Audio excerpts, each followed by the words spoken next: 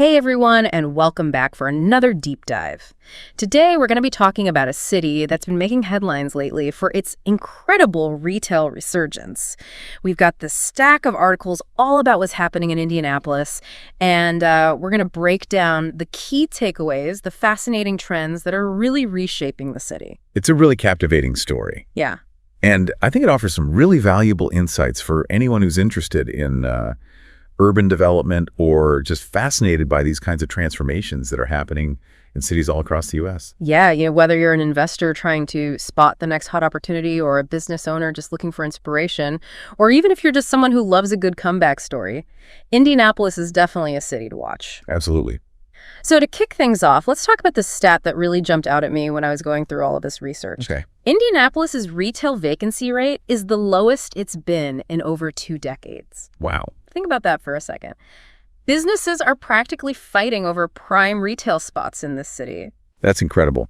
And it really speaks to the underlying economic strength of Indianapolis and also the growing demand for well-located retail space. Yeah, and that kind of demand inevitably leads to, higher rent prices. Right. It's that classic supply and demand dynamic. Yeah. When you have more businesses wanting to be in a certain location than there are spaces available, landlords gain leverage and rents go up. Yeah, which can be good for property owners, but it also creates a bit of a challenge for smaller businesses or startups who are trying to, get a foothold in the market. Absolutely. It's a trend we're seeing play out in a lot of cities that are undergoing this kind of revitalization. It's this balancing act between, attracting investment and creating opportunities for a diverse range of businesses. Right. So Indy's got this hot retail market, but they're not just, sitting back and letting things happen organically. They're actually taking a very proactive approach to shaping their future. Mm-hmm. And we're talking big investments here. Oh, yeah. The city has over $5 billion in development projects in the pipeline. That's billion with a B. Everything from mixed-use spaces that combine residential, commercial, and public areas to a state-of-the-art life sciences hub. It's really impressive, and it shows a real commitment to creating a city that's not just attracted to businesses, but also to residents and visitors. Yeah, it's like they're building a city where people can live, work, and play all within a very vibrant and connected urban environment. Exactly. And these projects aren't just about aesthetics. No, they're strategically designed to attract investment, create jobs, and really position Indianapolis as a magnet for innovation and growth. So we've talked about the retail market and these massive development projects, but let's dig a little deeper into the economic engine that's really driving all of this. Mm-hmm. Indianapolis is home to 3 Fortune 500 companies. That's right. And they've got these booming life sciences and tech sectors. It's like they've diversified their economy to weather any storm. Exactly. And that economic diversity is really key. It means Indianapolis is less vulnerable to downturns in any one particular industry. Right. So if one sector takes a hit, the entire city isn't left reeling. It's about creating a more stable and resilient foundation for long-term growth. And speaking of stability, let's talk about Indy's location. Smack dab in the middle of the country. They're known as the Crossroads of America for a reason. Right. And their airport is a major transportation hub. That kind of accessibility is a huge advantage, especially for businesses that are involved in logistics and distribution. Lower transportation costs, easier access to markets. It's a recipe for efficiency and profitability. And it's one of the reasons we're seeing companies flock to Indianapolis. Yeah, it's like they've got all the pieces in place for success. Yeah. But here's the thing. Indianapolis isn't just relying on its existing strengths. They're also adapting to the latest market trends, embracing everything from experiential retail to sustainability. And there's this really strong focus on supporting local businesses. That adaptability is what really sets Indianapolis apart. Mm. They understand that today's consumers, especially younger generations, they're not just looking for products anymore. They're looking for experiences. They want authenticity. They want a sense of community. They want to feel connected to the businesses they support. So it's about creating a city that really speaks to the desires of modern consumers. Now I have a question for you. Okay. What does this experiential retail actually look like in action? Give me an example that would make me want to hop in the car and drive to Indy right now. Okay, so imagine walking into a bookstore, and instead of just browsing shelves, you can attend a poetry slam. You can take a calligraphy class, or you can sip a locally roasted coffee while listening to live music. That's the essence of experiential retail, Yeah. creating an environment that engages all the senses and makes shopping an event. That's a far cry from the sterile transactional experience we often get in those big box stores. It is. It sounds like Indianapolis is turning shopping into a cultural outing, a way to connect with the community. No wonder people are excited to be there. And it's not just about the experience itself, it's about supporting those local businesses, artisans, and creators. This focus on the local ecosystem gives Indianapolis a really unique character and fosters a sense of pride among residents. Speaking of residents, let's talk about the people who are choosing to call Indy home. We've got young professionals flocking to the city, Yeah. drawn by the affordability, the vibrant cultural scene, and the ample job opportunities. It's a demographic shift that's having a significant impact. These young professionals bring fresh energy, new ideas, and a desire for experiences that really align with their values. Yeah, it's like they're breathing new life into the city, bringing a buzz that's attracting even more people and businesses. Absolutely. A dynamic population is essential for innovation and economic vitality. And Indianapolis seems to have really struck a chord with millennials and Gen Z, offering them a place where they can build a career, enjoy a high quality of life, and be part of a community that resonates with their values. So it's not just about attracting people, it's about creating an environment where they want to stay, put down roots, and contribute to the city's future. And that seems to be happening in Indy. It's a testament to the city's commitment to building a place where people feel welcome, connected, and empowered to make a difference. And this welcoming atmosphere extends to businesses as well. Indianapolis has fostered a really strong entrepreneurial spirit, making it easier for small businesses to start up and thrive. Yeah, I love that they're nurturing this ecosystem of small businesses. Yeah. It creates a more diverse and resilient economy while also giving the city that unique flavor and personality.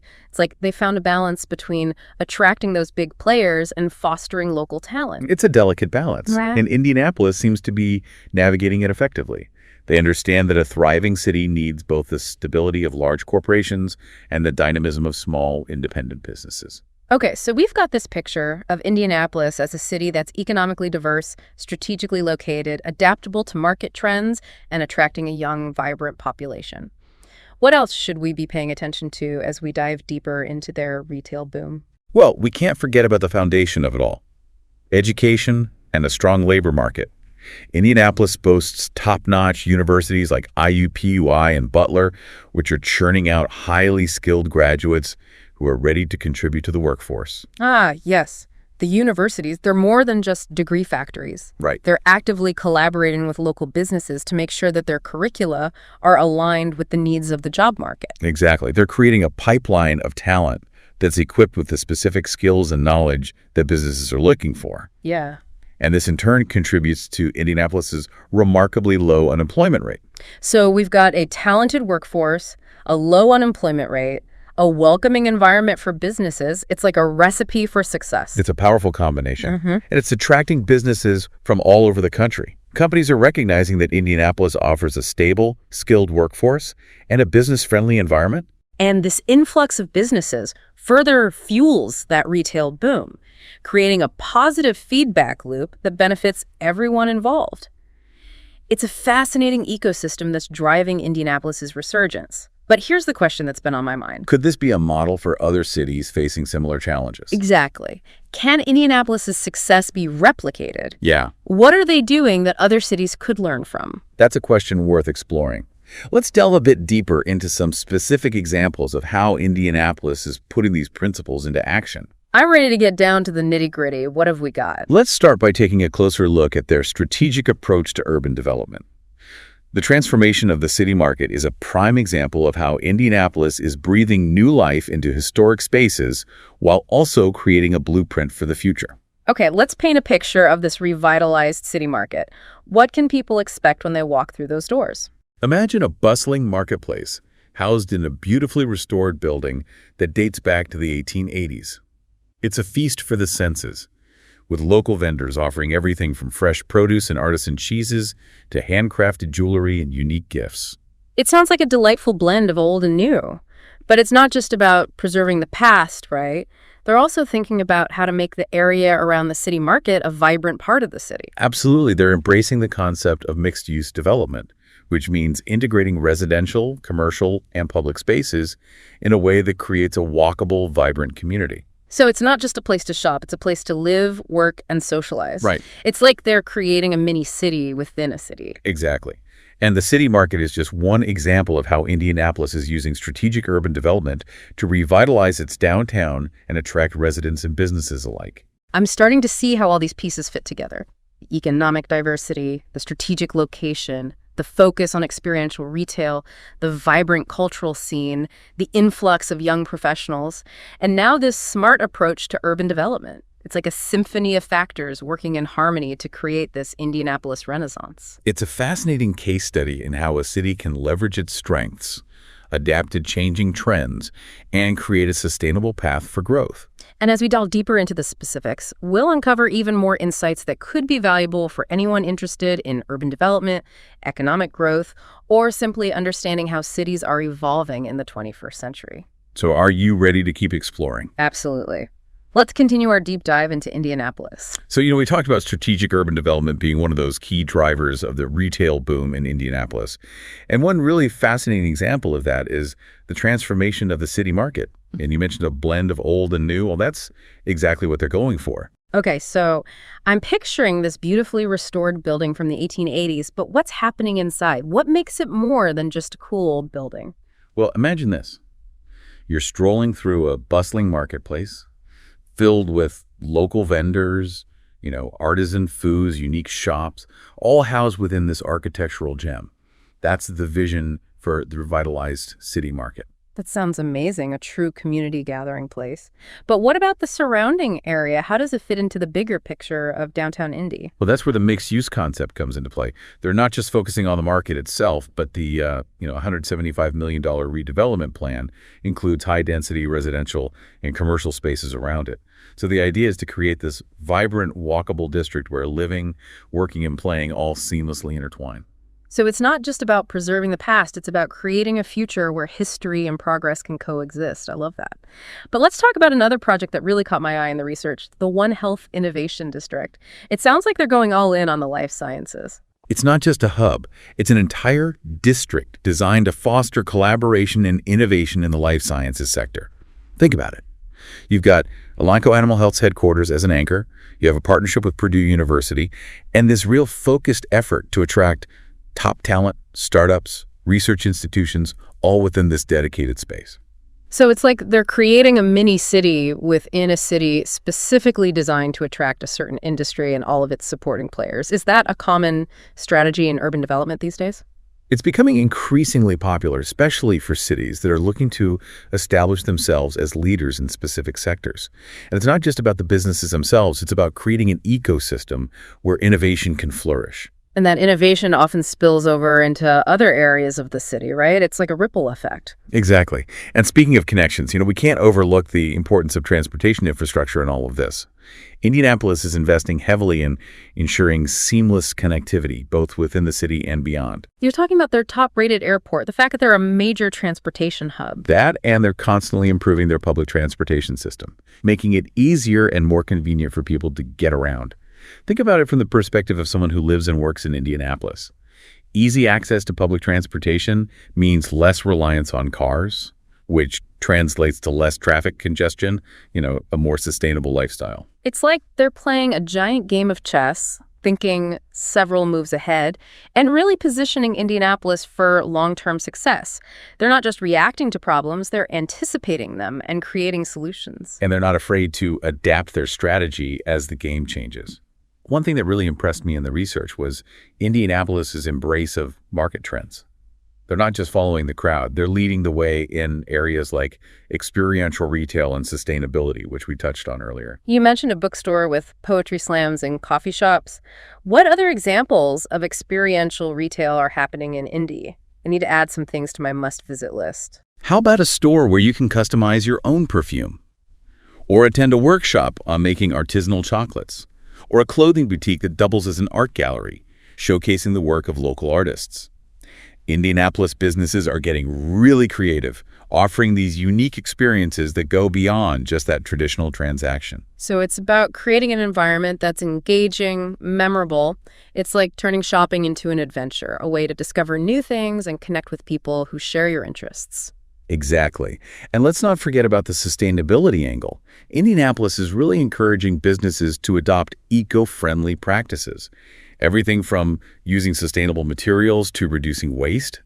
They're also promoting local sourcing, which not only reduces that environmental impact of transportation, but also supports local farmers and businesses. It's like a win-win situation for everyone. The environment, the local economy, and the consumer, who gets to feel good about supporting businesses that align with their values. It's about creating a retail ecosystem that's both economically viable and environmentally responsible. So they're attracting these young professionals with their affordability and lifestyle, but then they're keeping them engaged with these vibrant, experience-driven retail spaces. It's like a recipe for keeping a city young at heart, wouldn't you say? It's about creating a city that appeals to people at all stages of life, from young professionals just starting out to families looking for a place to settle down. I'm starting to see a pattern here. Indianapolis is attracting young professionals with its affordability, lifestyle, and sense of community. And those young professionals are fueling the demand for new housing, businesses, and experiences, which further contributes to the city's growth and vitality. It's like a virtuous cycle. It's a fascinating example of how demographics can really shape the trajectory of a city. And it highlights the importance of creating a welcoming and inclusive environment that appeals to a diverse range of people. So we've covered urban development, market trends, demographics. What else is contributing to this Indianapolis retail boom? Well, we can't forget about the role of education and the city's strong labor market. We touched on the universities briefly, but there's more to the story. Ah, yes. The universities and that low unemployment rate, how are they all connected? Indianapolis boasts a highly educated workforce thanks to its strong network of colleges and universities, including Indiana University, Purdue University, Indianapolis, IUPUI, and Butler University. These institutions aren't just ivory towers.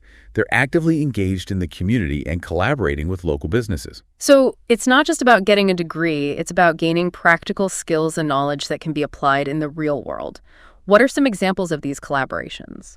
Well, IUPUI, for instance, has a really robust internship program that connects students with local businesses, giving them that valuable work experience, while also helping businesses find talented potential employees. And Butler University's Lacey School of Business has a strong focus on entrepreneurship, encouraging students to start their own businesses and contribute to the local economy. That's fantastic. They're not just preparing students for jobs, they're preparing them to be active participants in the city's growth. And this focus on education and workforce development is a key factor in Indianapolis's low unemployment rate, right? Absolutely. A highly skilled workforce attracts businesses and businesses create jobs. It's that positive feedback loop that benefits everyone involved. It's like everything is connected, isn't it? The strong educational institutions, the skilled workforce, the low unemployment rate, the thriving businesses, they all feed into each other, creating this upward spiral that's driving Indianapolis's success. It's a testament to the power of collaboration and strategic planning. Indianapolis is a city that understands the importance of investing in its people and creating an environment where businesses can thrive. And it's paying off. The city is experiencing a renaissance, and its retail scene is a reflection of that broader success. What's truly remarkable is that Indianapolis is achieving this growth while maintaining its unique character and charm. They're not trying to be another New York or Chicago. They're embracing what makes Indianapolis special. And that authenticity is part of what makes Indianapolis so appealing. It's a city with a story to tell, a history to celebrate, and a future to build. And they're doing it all with a sense of purpose and a commitment to creating a better future for all of its residents. It's a powerful reminder that cities are not static entities. They're living, breathing organisms that are constantly evolving. And by embracing change, investing in their people, and fostering a sense of community, cities can achieve really remarkable things. Indianapolis is a shining example of that.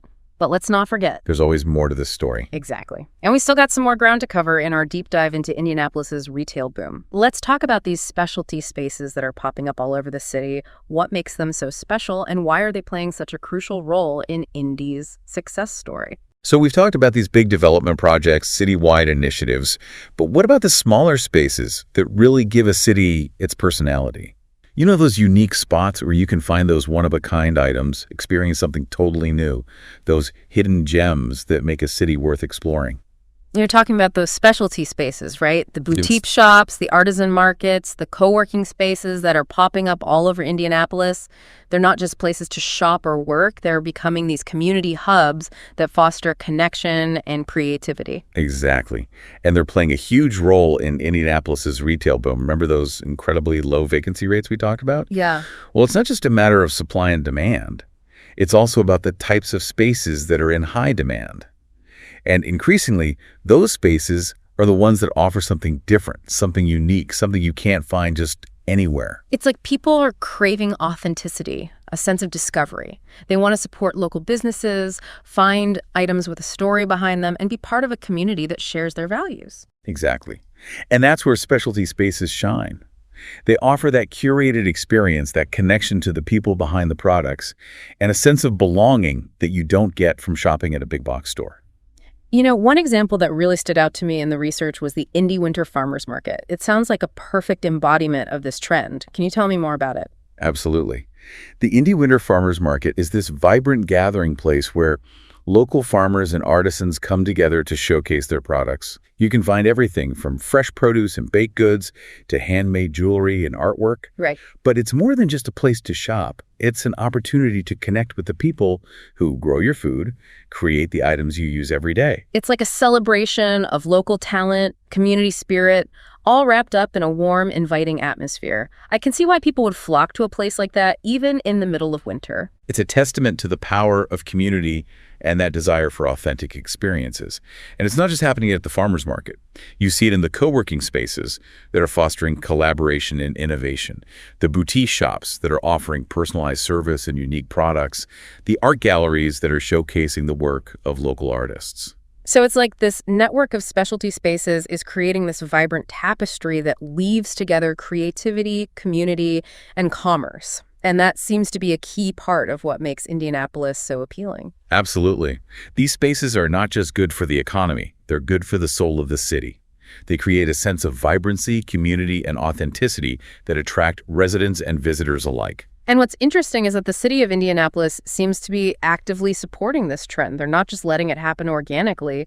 They're creating policies and initiatives that actually encourage the growth of these specialty spaces. They're recognizing that these spaces are vital to the city's long-term success.